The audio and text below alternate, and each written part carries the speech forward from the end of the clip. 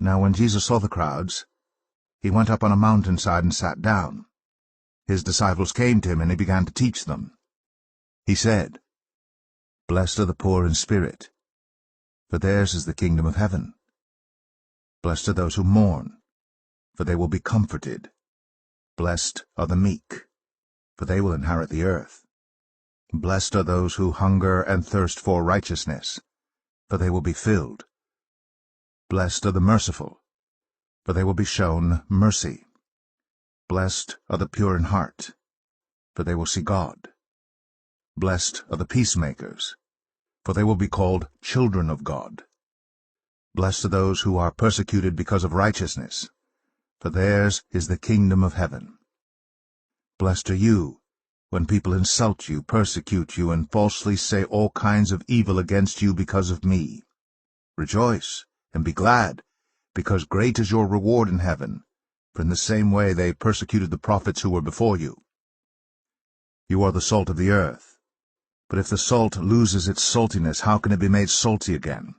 It is no longer good for anything except to be thrown out and trampled underfoot. You are the light of the world. A town built on a hill cannot be hidden. Neither do people light a lamp and put it under a bowl. Instead, they put it on its stand, and it gives light to everyone in the house.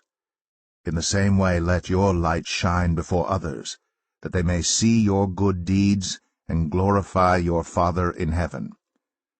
Do not think that I have come to abolish the law or the prophets. I have not come to abolish them, but to fulfill them.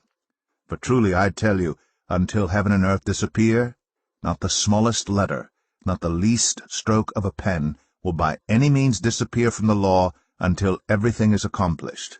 Therefore, anyone who sets aside one of the least of these commands and teaches others accordingly will be called least in the kingdom of heaven.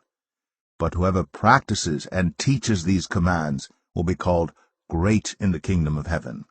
For I tell you that unless your righteousness surpasses that of the Pharisees and the teachers of the law, you will certainly not enter the kingdom of heaven.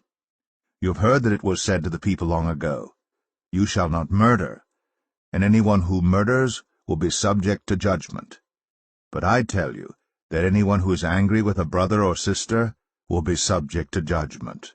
Again, anyone who says to a brother or sister, "Raca," is answerable to the court, and anyone who says, "You fool," will be in danger of the fire of hell. Therefore, if you are offering your gift at the altar, and there remember that your brother or sister has something against you, leave your gift there in front of the altar. First go and be reconciled to them, then come and offer your gift. Settle matters quickly with your adversary who's taking you to court. Do it while you're still together on the way, or your adversary may hand you over to the judge, and the judge may hand you over to the officer, and you may be thrown into prison. Truly I tell you, you will not get out until you have paid the last penny. You have heard that it was said, "You shall not commit adultery." But I tell you that anyone who looks at a woman lustfully has already committed adultery with her in his heart. If your right eye causes you to stumble, gouge it out and throw it away. It is better for you to lose one part of your body than for your whole body to be thrown into hell. And if your right hand causes you to stumble, cut it off and throw it away. It is better for you to lose one part of your body than for your whole body to go into hell. It has been said, "Anyone who divorces his wife must give her a certificate of divorce."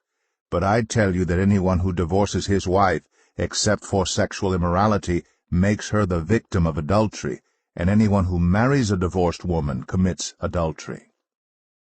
Again you have heard that it was said to the people long ago, "Do not break your oath, but fulfill to the Lord the vows you have made."